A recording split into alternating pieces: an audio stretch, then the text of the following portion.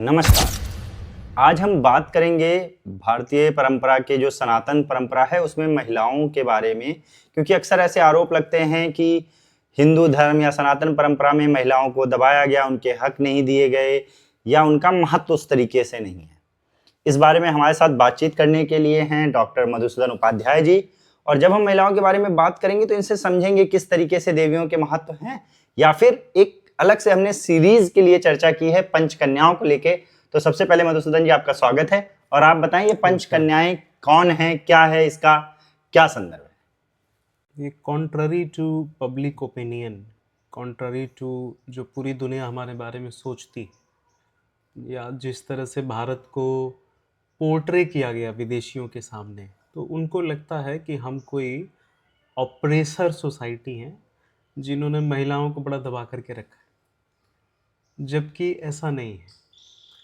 वैदिक आगमिक समय से लेकर के वर्तमान समय तक भारतवर्ष का जो मूल चरित्र है वो शक्ति उपासना का चरित्र है।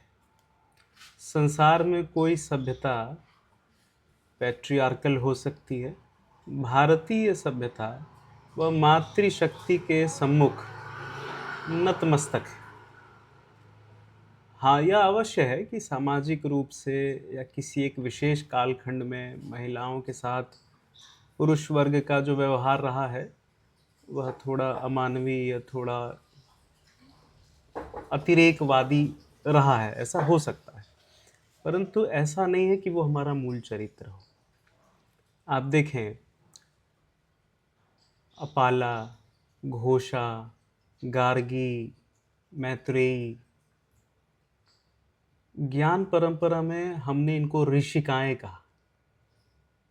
दुनिया के किसी भी दूसरे धर्म संप्रदाय में आप कभी महिला मौलवी नहीं देखेंगे, आप कभी महिला फादर या पादरी नहीं देखेंगे, आप बौद्धों में महिला उस तरह से नहीं देखेंगे कि वो धर्म सभा को संबोधित कर रही हो। परंतु सनातन धर्म में स्त्री का स्थान ऊंचा है। हम तो ब्रह्मा विष्णु महेश को भी जगत जननी जगदम्बा के ही अधीन मानते हैं।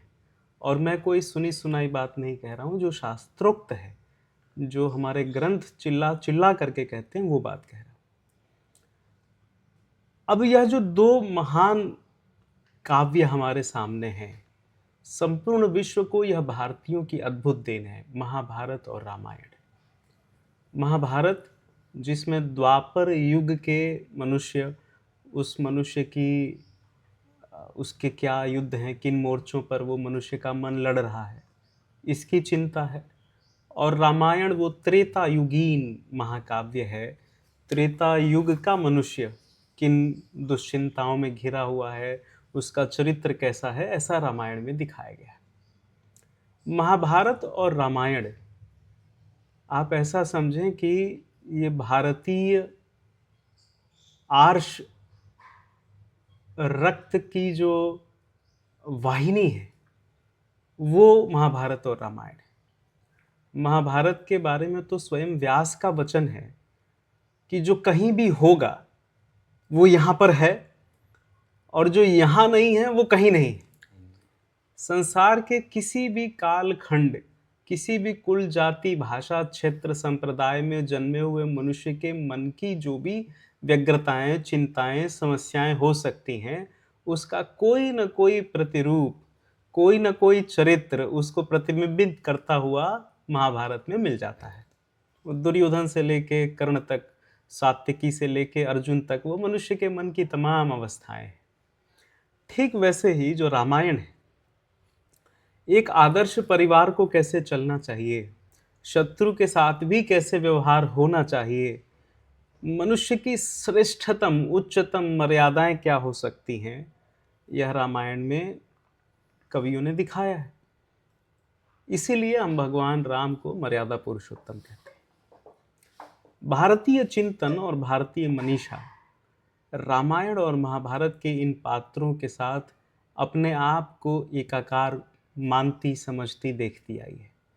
आज भी गांव-गांव में छोटे से छोटा उदाहरण देना हो तो मानस की किसी चौपाई से कुछ कहा जाएगा, महाभारत के किसी श्लोक से कहा जाएगा या किसी चरित्र से तुलना कर दी जाएगी, कोई व्यक्ति कतई बड़ा परेशान कर रहा है लोगों को, तो गांव में आज भी कहते हैं, कहा भैया रावण हो गए हो क्या? बिल्कुल। ये इन महाकाव्यों का भारतीय जीवन शैली, भारतीय चिंतन परंपरा पर गहरे प्रभाव को रेखांकित करता है। इन 2 महाकाव्यों से ऋषियों ने 5 ऐसी स्त्रियों के चरित्र उठाए जिन स्त्रियों को उस समय भी लांछित करने का प्रयास किया गया और वर्तमान समय में भी उन स्त्री चरित्रों को बहुत सटीक मर्यादित तरीके से देखने वाली दृष्टियां आज भी कम है। तो ऋषियों ने कहा कि यह जो 5 कन्याएं हैं, इन कन्याओं का स्मरण मात्र ही महापातकों का विध्वंस कर देने वाला होता है। कहते हैं कि सुबह सुबह इन 5 कन्याओं का स्मरण कर लिया जाए तो विगत दिवस या विगत रात्रि में किए हुए पाप भस्मीभूत हो जाते हैं। सुंदर अवधारणा है। और यह जो 5 कन्याएं हैं ना, इनमें से कन्या कोई नहीं है, सब विवाहित स्त्रियां हैं, और फिर भी हम इनको कन्या कह रहे हैं। इसके पीछे भी रहस्य है। जैसे व्यास द्रौपदी के बारे में महाभारत के विदुर पर्व में, विराट पर्व में कहते हैं कि वह अक्षत यौवना है। 5 पुरुषों की प्रेयसी पत्नी होने के बावजूद वह अक्षत यौवना है। कन्या को अक्षत यौवना कहते हैं।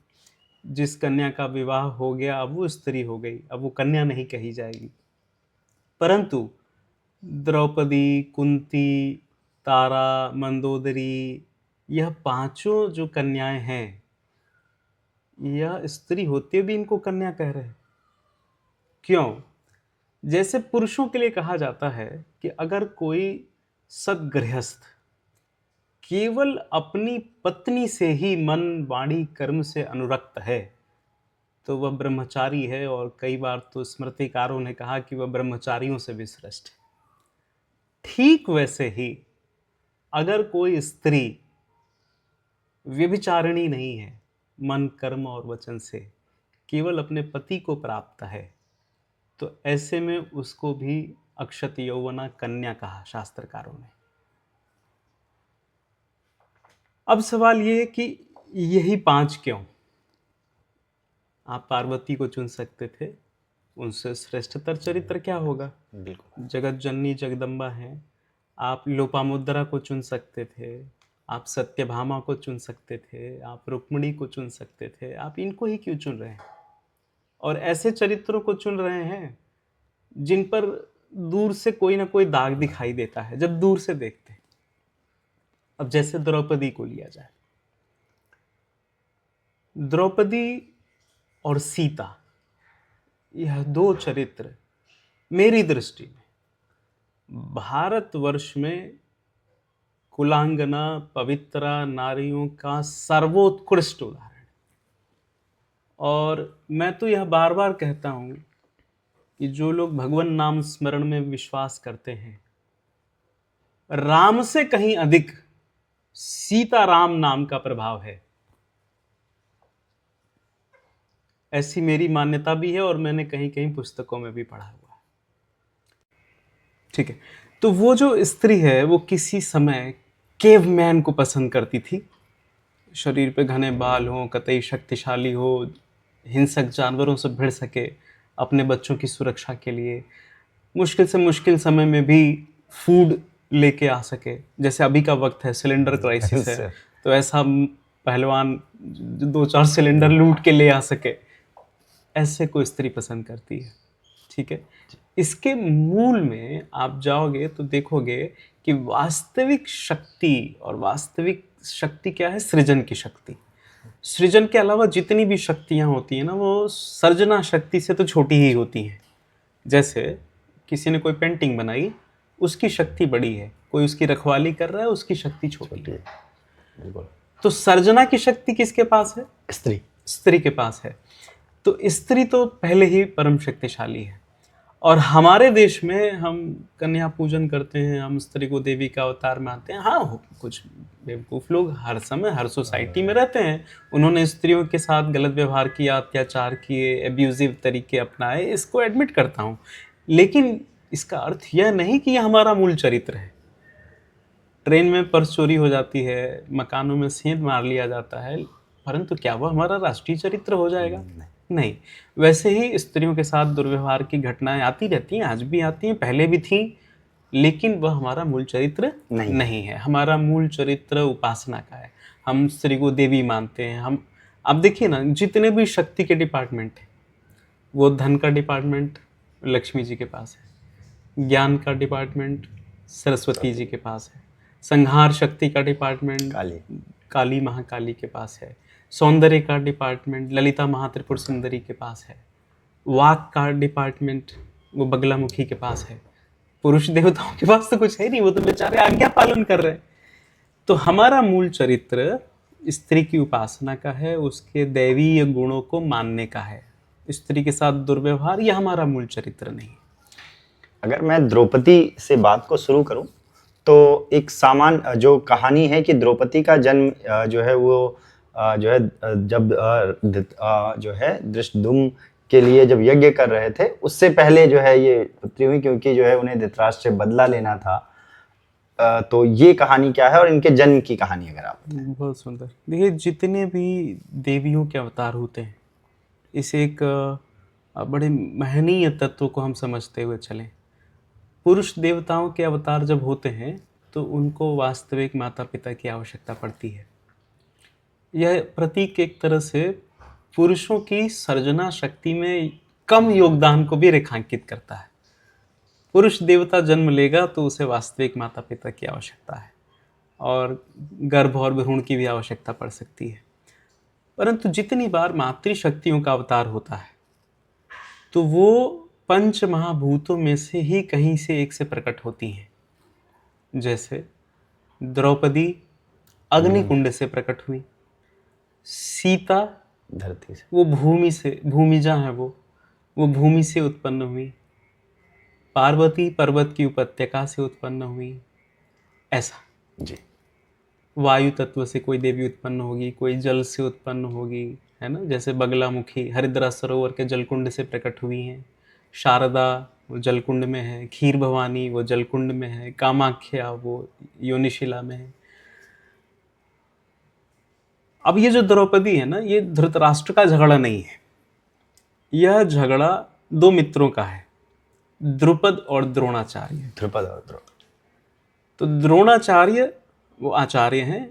आचार्यों के पास कितना ही धन होता है, उनके पास तो ज्ञान की शक्ति होती है, अपने शिष्यों और छात्रों की शक्ति होती है। द्रुपद राजा है, तो द्रुपद एक बार जाने अनजाने द्रोणाचार्य का अपमान कर देते हैं।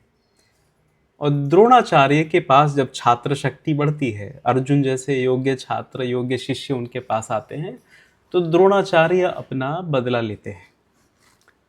रिवेंज को भारतीय मनीषा ने कोई बहुत अच्छी बात नहीं मानी, लेकिन आप देखेंगे कि किसी महान पौरुष वाले व्यक्ति के जीवन का भी एक लक्षण होता है कि रिवेंज लिया जाता है, और वो अपने तरीके से रिवेंज लेता है, बदला लेता है।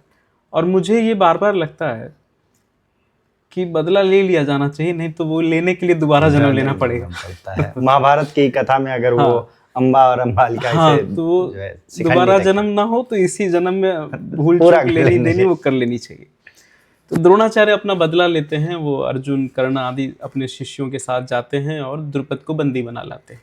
द्रुपद इस अपमान का बदला लेने के लिए यज्ञ करते हैं, और उसी यज्ञाग्नि से पहले भगवती द्रौपदी का जन्म होता है, जिनको महाभारतकार ने याज्ञसेनी भी नाम दिया है। याज्ञसेनी। और उसी यज्ञाग्नि से धृष्टद्युम्न का जन्म होता है, जो कुरुक्षेत्र के महारण में पांडवों के सेनापति बनते हैं 18 दिन तक। और यही धृष्टद्युम्न अपनी तलवार से द्रोणाचार्य का सर काटते हैं। वो द्रुपद का बदला पूरा होता है। अब यह जो द्रौपदी है ना, ये जो याज्ञसेनी है, यह कोई साधारण मानवी नहीं है। द्रौपदी साक्षात भद्रकाली है। आगमों में ऐसे दृष्टांत हैं कि एक बार भगवान शिव बड़े सक्रिय अवस्था में योग निद्रा से जागने के बाद बैठे हुए हैं और उनके ही 5 मुखों से 5 पांडव का जन्म होता है। भगवान शिव के 5 मुख हैं ना, ईशान, सद्योजात, अघोर, वामदेव, तत्पुरुष। इन्हीं 5 मुखों से इन 5 पांडवों की उत्पत्ति है। और किसी जन्म में द्रौपदी ने बड़ी तपस्या की थी भद्रकाली स्वरूप में, और भगवान शिव से उन्होंने वर मांगा था कि मुझे आप जैसा पति प्राप्त हो। तो वर मांगते समय उन्होंने 5 बार कहा था कि मुझे आप जैसा पति प्राप्त हो, आप जैसा पति प्राप्त हो, आप जैसा पति प्राप्त हो। तो भगवान शिव ने अपने 5 मुखों से 5 पांडवों की रचना की और इन 5 पांडवों ने द्रौपदी का वर्ण किया। यह मूल कथा है। लेकिन यह तो लौकिक कथा है। उसके पीछे जो अलौकिक रहस्य है वो यह है कि 5 पांडव वो शिवावतार हैं। जैसे अश्वत्थामा भी शिवांश है, 5 पांडव भी शिवावतार हैं। अर्जुन में तो नर नारायण का भी अंश है। आप देखें कि स्वयं परम ब्रह्म परात्पर श्री कृष्ण जिनकी सहायता के लिए, जिनका सारथी होना स्वीकार करते हैं, क्या वह पांडव साधारण होंगे?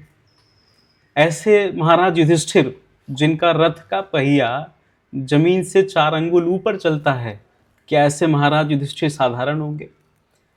ऐसा महाबलशाली जो दुर्योधन जैसे सूरमा को भी चुटकियों में चट कर सकता है, 10,000 हाथियों का बल रखने वाले महापराक्रमी भगवान भीम, क्या वो साधारण होंगे? नकुल जैसा रूपवान पुरुष पृथ्वी पर दोबारा पैदा नहीं हुआ, क्या वो साधारण होंगे? सहदेव जैसा ज्योतिषी पृथ्वी पर दोबारा नहीं हुआ, क्या वो साधारण होंगे? सहदेव के बारे में महाभारतकार श्रीमन भगवान व्यास कहते हैं कि सहदेव वह बातें भी जानते हैं जो देवता नहीं जानते। और सहदेव के चरित्र का एक छोटा दृष्टांत मैं आपसे कहूं। महाभारत के जितने चरित्र हैं उनमें नकुल और सहदेव पर कम चर्चा है। सहदेव के ज्योतिषीय पक्ष पर चर्चा करें। दुर्योधन को महाभारत का युद्ध शुरू करना है जी। और दुर्योधन शकुनी और विदुर आदि नीतिज्ञों से प्रश्न करता है कि किस मुहूर्त में युद्ध शुरू किया जाए।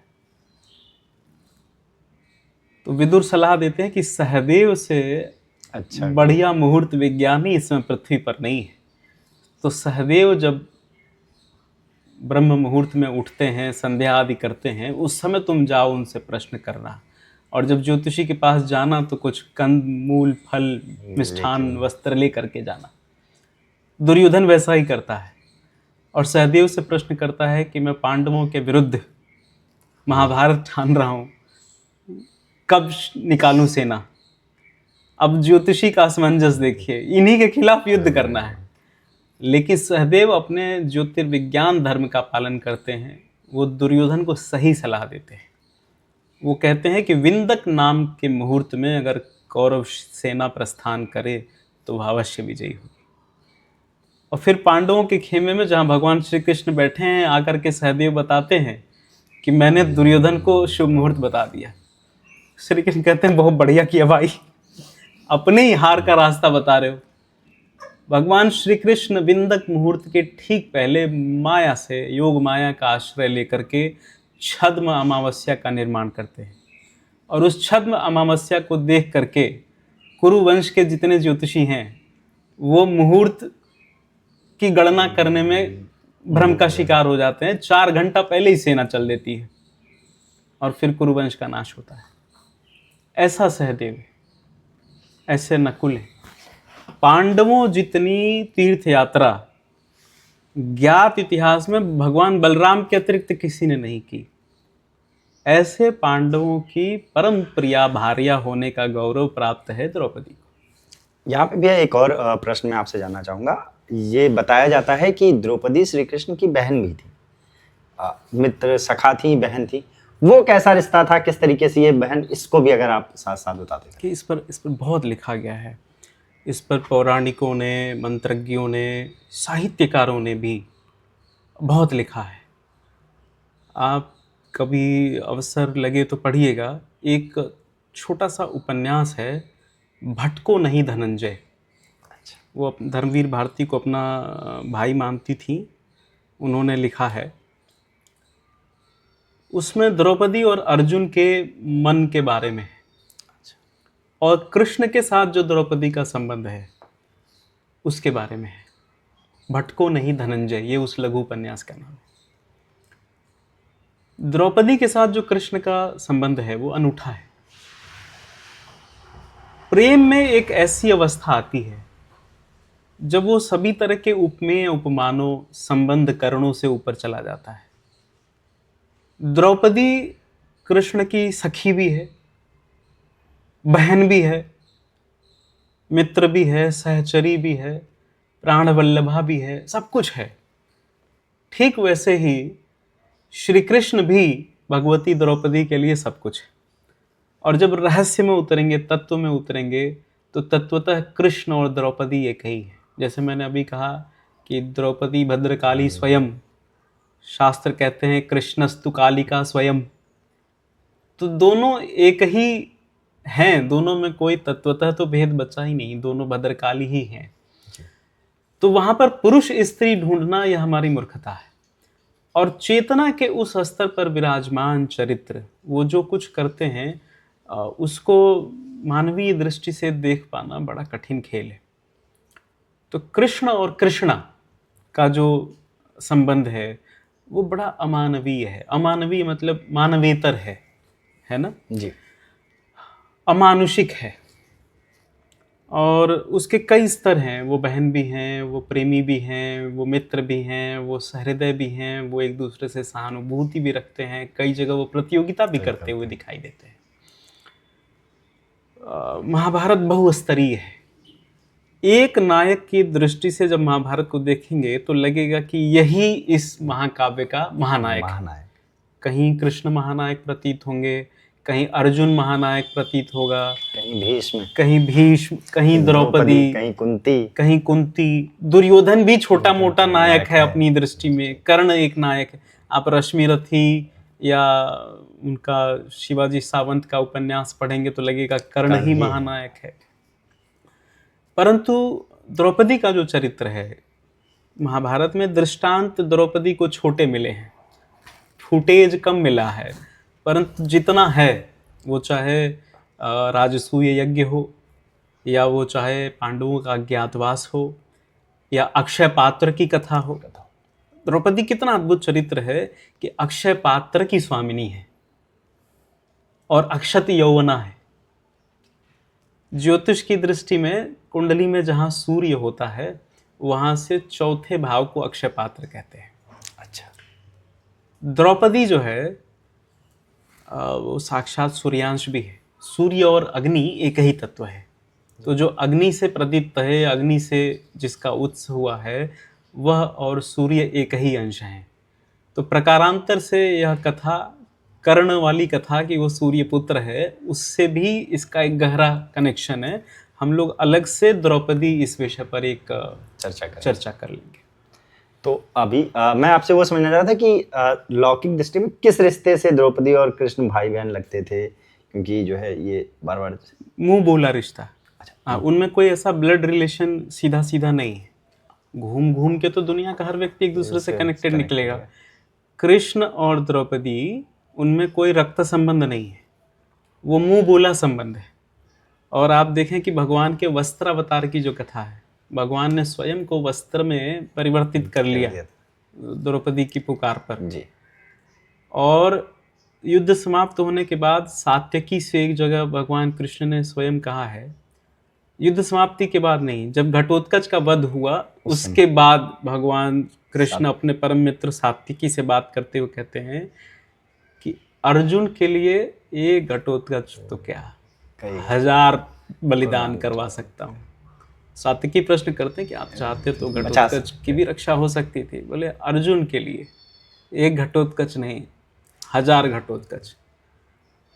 और द्रौपदी के लिए तो अर्जुन को भी तो भगवान कृष्ण की जो लीला है, उस लीला में लीला सहचरी है भगवती द्रौपदी। उस आयाम पर बहुत कम बात हुआ है, उसको बहुत गहरे उतर के खोजने की आवश्यकता है। इसके बाद में भैया मैं बात करूंगा, जो महाभारत को जब देखते हैं तो द्रौपदी का जब दूसरी बार स्क्रीन टाइम जिसे अभी हम बात कर रहे थे वो आता है स्वयंवर। स्वयंवर, उससे पहले ऐसी सूचना है कि पांडव मर चुके हैं। जो भवन था जहाँ पे आग लगा दी गई, लाक्षागृह जिसे कहा जा रहा है, वहां पे आग लगा दी गई और पांडव माता कुंती के साथ खत्म हो चुके हैं। और ध्रुपद, राजा ध्रुपद ने एक ऐसा जो है वहां पे शर्त रखी है जिसे माना जा रहा है कि केवल अर्जुन पूरी कर सकते हैं और स्वयंवर तय है। वो कहानी क्या है और किस तरीके से अर्जुन उनका वर्ण करते हैं और फिर वो पांचों पांडवों की पत्नी कैसे बनती हैं, इस कहानी को एक बार आप। ठीक है, देखिए स्वयंवर में आप देखेंगे कि ये जितनी दैवीय शक्तियां हैं जब वो जन्म लेती हैं तो उनका स्वयंवर होता है। सीता का स्वयंवर हुआ, द्रौपदी का स्वयंवर हुआ। स्वयंवर का अर्थ केवल इतना नहीं होता था कि कन्या को अपने योग्य व्यक्ति का वरण करना है। स्वयंवर के बड़े डीप मीनिंग होते थे। एक वो पुरुषार्थ का प्रदर्शन भी था, तो उसमें ऐसे कठिन संकल्प लिए जाते थे जो कोई बड़ा वीरव्रती ही पूरा कर सके। तो द्रुपद जो हैं, जिनके यज्ञाग्नि से द्रौपदी उत्पन्न हुई, उनकी हृदय की इच्छा थी कि या तो अर्जुन या अर्जुन को भी परास्त कर सकने वाला महारथी द्रौपदी का वरण करे, क्योंकि कमोबेश उनके मन में द्रौपदी के वरण से पहले अर्जुन के प्रति भी प्रतिशोध का भाव होगा, क्योंकि अर्जुन वह नायक है जिसने द्रुपद का बदला पूरा किया था, कराया था द्रोणाचार्य की मदद करके, इनको बंदी बना के उनके समर्पित कर दिया था, गुरु के लिए गुरु दीक्षा दी थी एक तरह से। तो या तो अर्जुन से भी श्रेष्ठ धनुर्धर।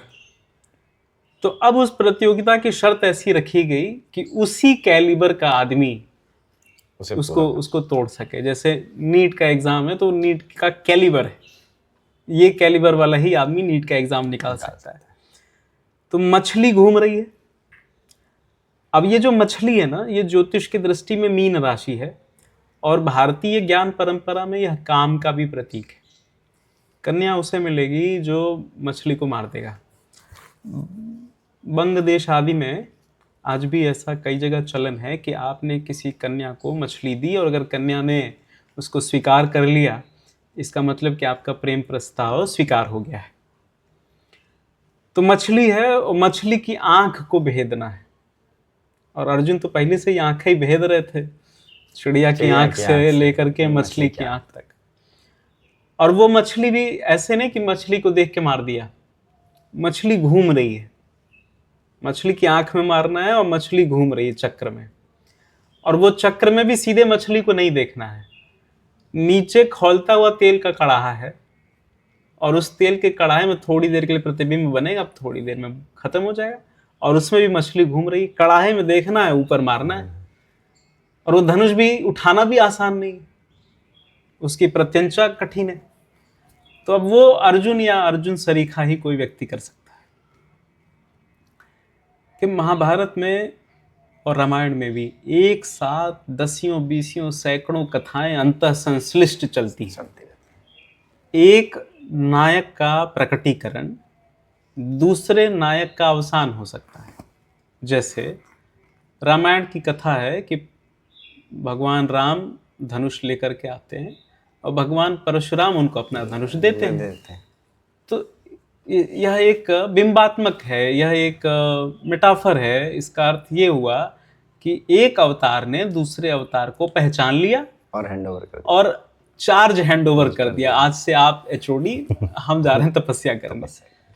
ठीक वैसे ही यह जो स्वयंवर की कथा है, यह एक नए नायक के उदय की कथा है। और ये जो नए नायक हैं ये पांडव हैं, क्योंकि उसके तुरंत बाद युद्ध होता है जी। जैसे अर्जुन ने मछली की आंख भेद दी तो युद्ध हुआ, वहां भी कौरवों पांडवों का युद्ध होता है, और कौरवों के साथ तो अन्य राजा भी साथ देते हैं। वहां भीम का पराक्रम भी देखने में आता है।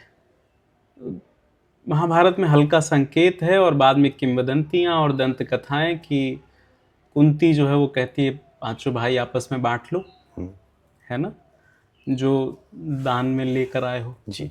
चूंकि वो एक चक्रा नगरी वाली कथा और ब्राह्मण जी। वेश में रहने की कथा चल रही थी। महाभारत अपने मूल में रक्त के वास्तविक प्रकटीकरण की भी कथा है। महाभारत का एक उद्देश्य यह बताना भी है कि रक्त देर सबेर बोलता है।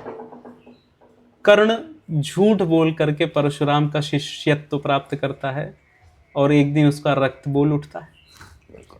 पांडव छद्म वेश धारण करके ब्राह्मण रूप में घूम रहे हैं, एक दिन रक्त बोल उठता है। अज्ञातवास में अर्जुन बृहन्नला बन के नृत्य सिखा रहा होता है, लेकिन रक्त बोल। गौ रक्षा की बात आती है तो रक्त बोल उठता है। महाभारत रक्त के बोल उठने की कथा है। और इस रक्त के मूल चरित्र में रक्त कहां से आता है, रक्त की शुद्धता कौन निर्धारित करता है? वो स्त्री करती है। श्रीमद् भगवत गीता में भगवान कृष्ण बार बार कहते हैं कि युद्ध करो, और जब वो युद्ध ना करने के नुकसान गिनाते हैं तो सबसे बड़ा नुकसान वो यही गिनाते हैं कि अगर युद्ध नहीं करोगे तो यह कुल ललनाएं, यह अपवित्र हो जाएंगी, व्यभिचारिणी हो जाएंगी, और उनके व्यभिचारिणी होने से रक्त शुद्धता का नाश हो जाएगा। और जब रक्त शुद्धता नहीं बचेगी तो आपकी संस्कृति नहीं बचेगी, आपकी मर्यादाएं नहीं बचेंगी। फिर जैसे गोरिल्ला और ओरांगउटन धरती पे घूम रहे हैं, तुम भी घूम रहे हो। जो संस्कृति शून्य है, कला शून्य है, धर्म शून्य है, तो उसमें और जानवर में क्या अंतर है? भर्तहरि ने कहा है कि ते भूभार भूता मृगास चरंती, जैसे जानवर चर रहा है ये भी चर रहे हैं। तो महाभारत रक्त शुद्धता की कथा है।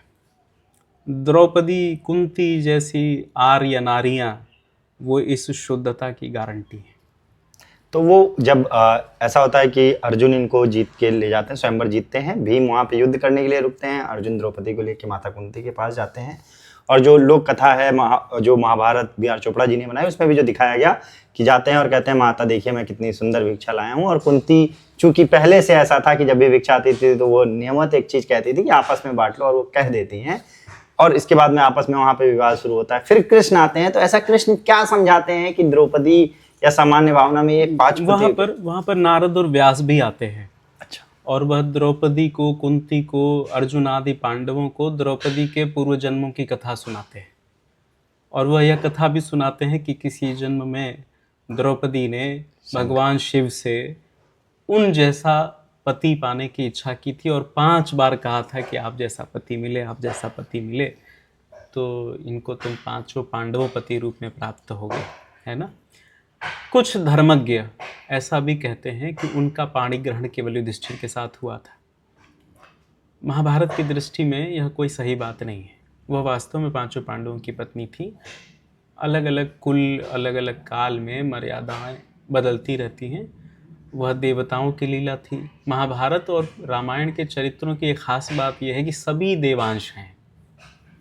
विलन भी देवता का अंश है, कर्ण जैसा दुष्चरित्र भी सूर्य का अंश है ना। अर्जुन इंद्र और नर नारायण का अंश है, भगवान शिव का अंश है। अश्वत्थामा भगवान शिव जो मोस्ट हाइनियस वो क्राइम करता है, वो भी भगवान शिव का अंश है, रुद्रांश है। तो हमारी दृष्टि संकुचित हो सकती है, हमारे ग्रंथों में कोई अशुद्धता नहीं है, उसको इसी तरह से देखना चाहिए। इसके बाद में एक और प्रकरण, इसके बाद जब बात आगे बढ़ती है तो द्रौपदी और भीष्म के साथ जो उनके संबंध है, किस तरीके कन्वर्सेशन, एक राज जिस तरीके से, लेकिन जो फिर जो चर्चा में सबसे ज्यादा आता है द्रौपदी को लेके या आम जनमानव, वो है उनका जो वस्त्र हरण है। उस कथा में फिर उसमें श्री कृष्ण के आने की भूमिका, वो जिस तरीके से बताया जाता है, जिस तरीके से वहां पे द्रौपदी का जो रूप दिखता है, किस तरीके से उन्होंने जब श्राप देने जाती हैं जिससे डर के माता गांधारी भी उनको रोकती हैं और ये कहती हैं, उस पूरी कथा को आप एक बार अगर समझें। ये द्रौपदी जो है एक तो बड़ी इंटेलेक्चुअल है। उस काल परिस्थिति में और कुरुवंश में जितनी भी स्त्रियां हैं, द्रौपदी की बुद्धिमत्ता के आगे सब फीके हैं। गांधारी आदि तो कहीं ठहरती हैं। दूसरा कि भगवान की माया, नारायणी माया के वशीभूत होकर के ये युधिष्ठिर आदि सब तो अपना अपना रोल प्ले कर रहे हैं।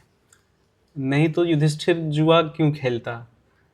महाराज युधिष्ठिर जैसा धर्मराज वो अपनी पत्नी को दांव पर क्यों लगा था? वो तो महाभारत की पूर्व पीठिका है। एक महान युद्ध के पहले कुछ ऐसा होने लग जाता है। सामान्य स्थितियों में वो व्यक्ति ऐसा निर्णय नहीं लेगा। अभी देखिए महायुद्ध उपस्थित है, अमेरिका, और इजराइल, अरब ईरान। देश, इजराइल, रशिया, वो जिस तरह के निर्णय ले रहे हैं, सामान्य बुद्धि लब्धि का भी व्यक्ति ऐसे निर्णय नहीं लेगा। तो वो जब एक्सट्रीमिज्म हावी होता है ना इंसानी दिमाग पे, तो ऐसे निर्णय होते हैं। अब ऐसी स्थिति को द्रौपदी की दृष्टि से अगर देखा जाए तो वो प्रश्न करती है पांडवों से कि आपको क्या अधिकार है अपनी पत्नी को दांव पर लगाने का, और आपने अपनी किस पत्नी को दांव पर लगाया है? क्या आप अपनी पत्नी को देहमात्र समझते हैं? क्या आत्मा भी दांव पर लगाई जा सकती है? और क्या पति होते हुए आपको अथॉरिटी है कि आप अपनी पत्नी को दांव पर लगा दे ताकि इसका शरीर कोई और भोग सके? कथा प्रतिशोध की भी है। महाभारत बड़ा प्रतिशोधात्मक है। वहाँ खून का उबाल है। छाती फाड़ के खून पीने का, मनुष्य का रक्त पीने का उदाहरण महाभारत में है। दुशासन की छाती फाड़ी जाती है। जो भीम ने प्रतिज्ञा वही की। द्रौपदी दुशासन की छाती के रक्त से अपने बाल धोती, केश धोती है। तो महाभारत प्रतिशोधात्मक भी है। उसी प्रतिशोध का अंश है कि वह पापी दुर्योधन महाभगवती द्रौपदी को अपने जंघे पर बिठाना चाहता है, कर्ण स्पर्श मात्र कर लेना चाहता है। कर्ण एक दिन अपने बेटे की उपस्थिति में, महाभारत का एक वर्जन है तेलुगु में, तो वो उसमें कहता है कि तुम्हारे साथ 100 वर्ष रहना, अपनी पत्नी से कहता है, जबकि कर्ण की पत्नी भी बड़ी सुंदरी और बड़ी धर्मनिष्ठ। 100 वर्ष तुम्हारे साथ रह लेना, और द्रौपदी की एक झलक बस, वो झलक अतुलनीय है, अपनी धर्मपत्नी से कहता है। तो ऐसी द्रौपदी जिसके सौंदर्य के चर्चे पूरे विश्व, पूरे दशकों से गूंज रहे थे, उस द्रौपदी को देख भर लेना, भोग भर लेना, स्पर्श कर लेना, ऐसी तमाम फैंटेसीज तमाम राजाओं राजकुमारों के अंदर है। शकुनी तक स्वयंवर में जाता है। अच्छा, वृद्ध गांधार नरेश के तौर पर वो भी जाता है स्वयंवर में। तो ऐसी द्रौपदी के लिए ऐसा व्यवहार यह समझा जा सकता है महाभारत के परिप्रेक्ष्य में कि जहाँ प्रतिशोध ही प्रतिशोध है। जब कर्ण द्रौपदी की बात होती है तो बहुत सारे लोग, जो मॉडर्न एरा है उसमें कर्ण को हीरो दिखाने में, ऐसा कहते हैं कि उसकी कहीं कोई गलती नहीं थी और किसी तरीके से। लेकिन जो महाभारत में दिखाया जाता है कि जो जब ये हो रहा था वस्त्रहरण की प्रक्रिया, तो वहाँ पे कर्ण ने द्रौपदी के लिए भी अपशब्द कहे थे, जिसके बारे में कई बार भीष्म भी उन्हें चेतावनी देते हैं। और जब वो कहानी है कि चक्का फंस जाता है तो कृष्ण याद दिलाते हैं कि नहीं, देखिए ये भी पाप का भाग है। कर्ण जो है ना दुष्चरित्र व्यक्ति है। रश्मि रथी और शिवाजी सावंत, दिनकर जैसे आधुनिक थोड़े से वाम रुझान वाले लेखकों ने कर्ण को बड़ा रोमांटिसाइज किया है। महाभारत जहाँ की ये मूल कथा है, वहाँ भगवान व्यास स्पष्ट हैं, वो कर्ण को दुष्ट ही मानते हैं। भीष्म की कर्ण के प्रति जो दृष्टि है, वहाँ से वो चीज़ स्पष्ट हो जाती है। महाभारत का एक सत्य यह भी है कि कृष्णा का वस्त्र हरण किया जाए, यह मूल विचार कर्ण का है। दुर्योधन को राजसभा में अपने ही परिवार की स्त्री को नंगी करने का अभिप्राय, ये उसका निजी विचार नहीं है, यह विचार कर्ण का है। महाभारत पढ़ेंगे तो स्पष्ट हो जाएगा। ये लोग जो कर्ण के बड़े फैन है ना, इन्होंने रश्मि रथी पढ़ी है, चूंकि वो सिलेबस में था। इन्होंने मूल महाभारत नहीं पढ़ा। जब मूल महाभारत पढ़ेंगे आप, तो भीष्म पर्व में कर्ण का पूरा चरित्र चित्रण है, आपको स्पष्ट हो जाएगा। द्रौपदी की जो निर्मिति है, उस निर्मिति में अर्जुन जैसा प्रेमी पति होना, यह उसका एक बहुत महत्वपूर्ण भाग है। इस पर हम लोग जब द्रौपदी पर अकेले पूरी बात करेंगे तो बात की जाएगी। और द्रौपदी के चरित्र की निर्मिति में धृष्टद्युम्न जैसा भाई, जो पिता का इतना आज्ञाकारी है कि उसका जीवन का एक ही उद्देश्य है कि जिसने पिता का अपमान किया था उसको मारना है और कुछ नहीं। और वो अपनी बहन के लिए भी बड़ा प्रोटेक्टिव है। और कृष्णा की निर्मिति में कृष्ण का चरित्र। अब महाभारत के दूसरे चरित्र पर बात करें, कुंती पर जी। कुंती के बारे में हम ज्यादा बात नहीं करते, पांडु की पत्नी के रूप में देखते हैं।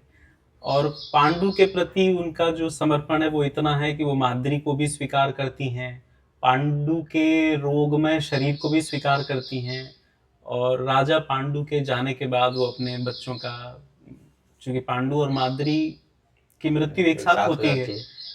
तो माद्री के भी पुत्रों को अपना मान करके और अपने पुत्रों का भी पालन पोषण करती हैं, और ऐसे माहौल में जहाँ रोज कूटनीति और छल है।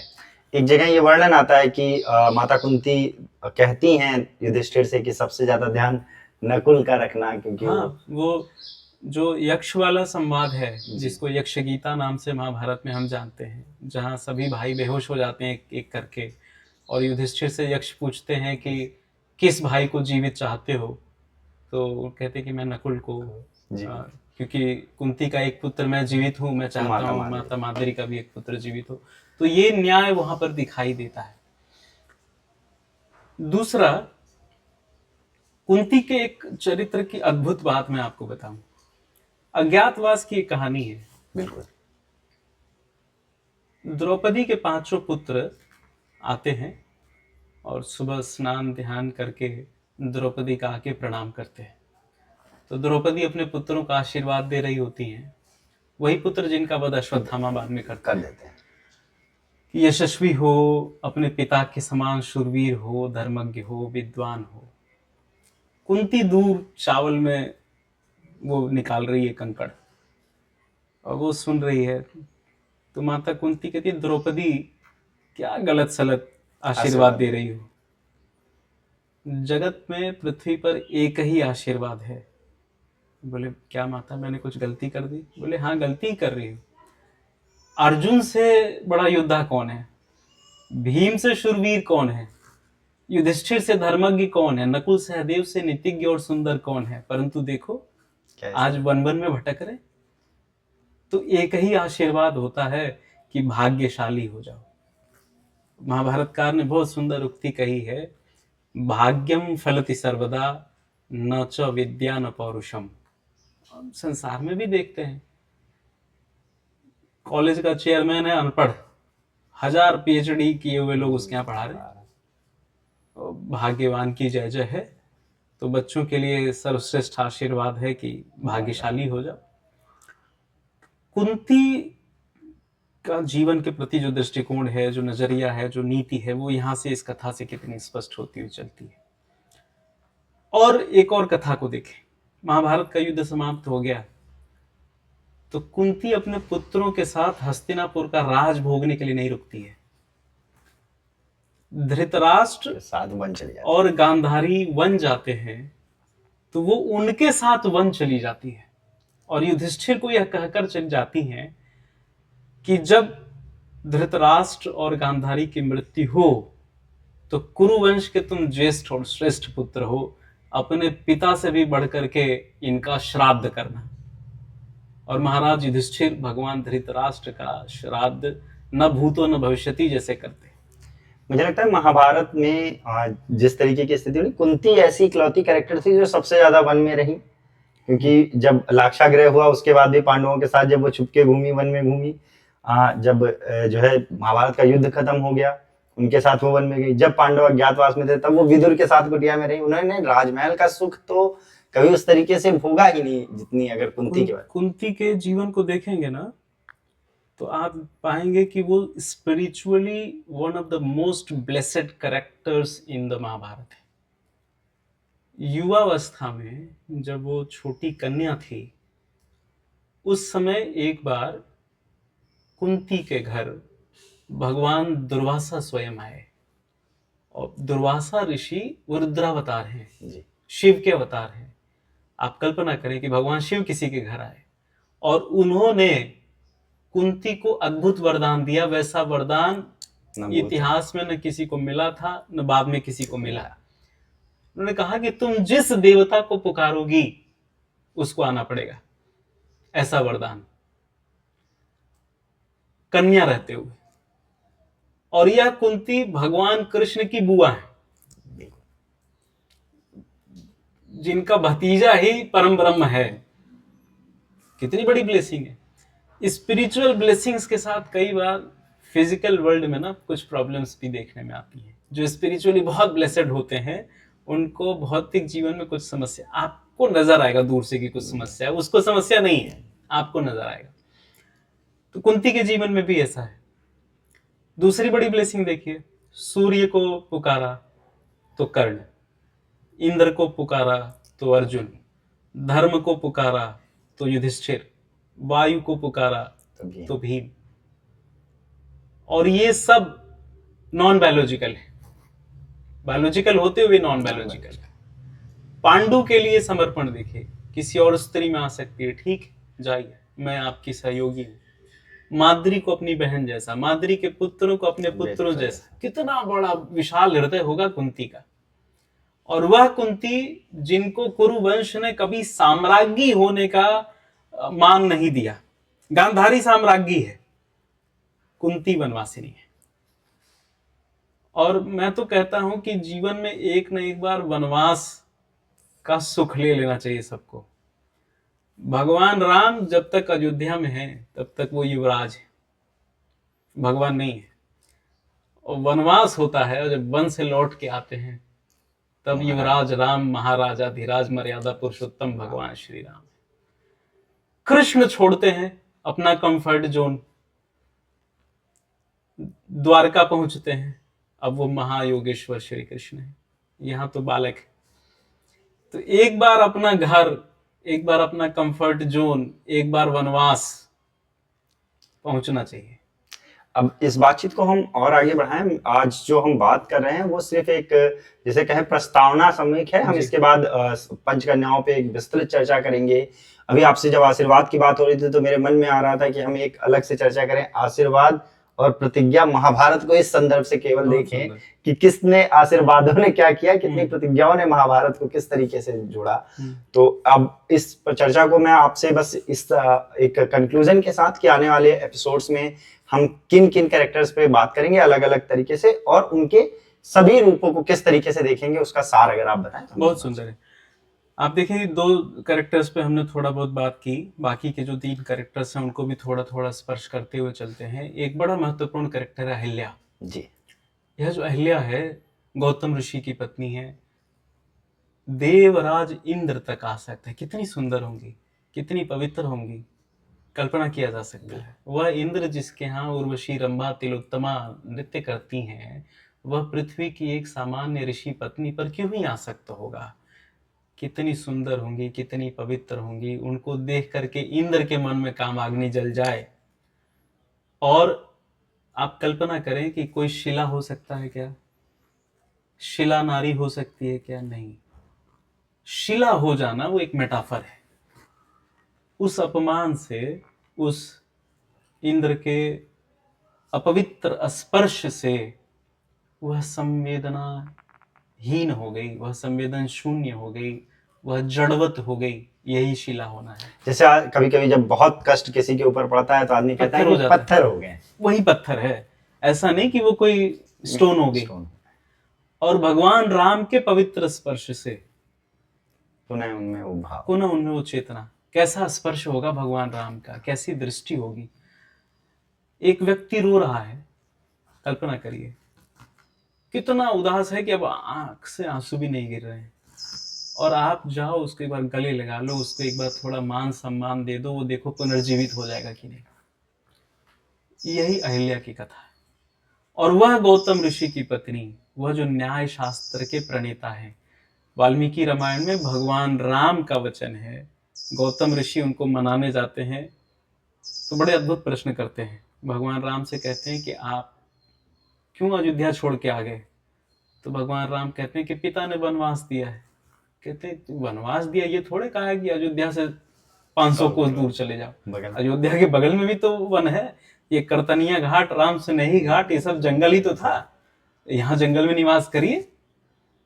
तो भगवान राम कहते हैं कि के तुझे बतियाई यह पठेत गौतमी विद्या सौना तर्कना भवती।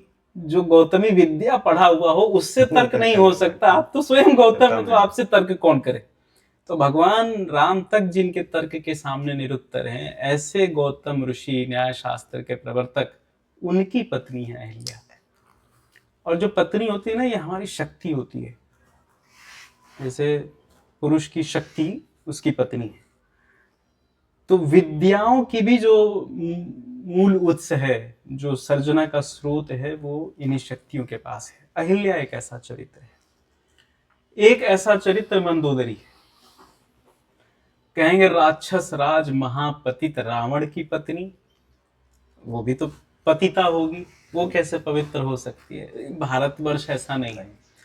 यहाँ एक से एक कोयले की खानों से हीरे निकले। रावण जो है वो पतित है, भ्रष्ट है, अपवित्र है, राक्षस कर्म करता है, लेकिन उसकी पत्नी सदाशयता और पवित्रता की मूर्ति है। वह रावण को बार बार नीति और धर्म सिखाती है और यह कहती है कि राम साधारण मनुष्य नहीं है। वो विभीषण का वचन कि तात राम नहीं नर भूपाला भुवनेश्वर कालहु कर काला, यह मंदोदरी न जाने कितनी बार दोहराती है रावण के सामने, लेकिन रावण के सिर पर तो काल सवार है। इतना ही नहीं, अंगद वाले प्रकरण में, हनुमान के लंकादाह प्रकरण में मंदोदरी का चरित्र बड़ा उभर करके आता है। वह मय दानव की पुत्री है। मय दानव राक्षसों के विश्वकर्मा है, उन्होंने ही लंका बनाई थी अपने हाथों से। तो वो मय दानव जैसे कुशल आर्किटेक्ट वास्तुकार की पत्नी है, बड़ी धर्मज्ञ है। उनके चरित्र पर बात करने में बड़ा आनंद आएगा। और तीसरी तारा जो सुग्रीव की पत्नी है और बाली जिन पर बड़ा आसक्त है, इन पांचों चरित्रों पर हम लोग बराबर बराबर बात करेंगे। आनंद का विषय रहेगा। बहुत बहुत धन्यवाद। हम अगला कैरेक्टर जिसे चुनने जा रहे हैं, अगर आपकी जो आम सहमति है, वह है द्रौपदी। पहला एपिसोड जो पंचकन्याओं पे करेंगे उसमें द्रौपदी से करेंगे। आप सभी के अगर द्रौपदी के लिए कुछ भी सवाल है जो आप चाहते हैं जिसके बारे में हम डिस्कस करें और आपका उससे ज्ञानवर्धन हो या लोगों को उसके बारे में और पता चले, तो आप वो सवाल हमें कमेंट करके बता सकते हैं। उसके बाद एपिसोड दर एपिसोड हम पंचकन्याओं पे चर्चा करेंगे और जो है आप सबके सामने लाएंगे। बहुत बहुत धन्यवाद मधुसूदन जी। धन्यवाद विकास जी।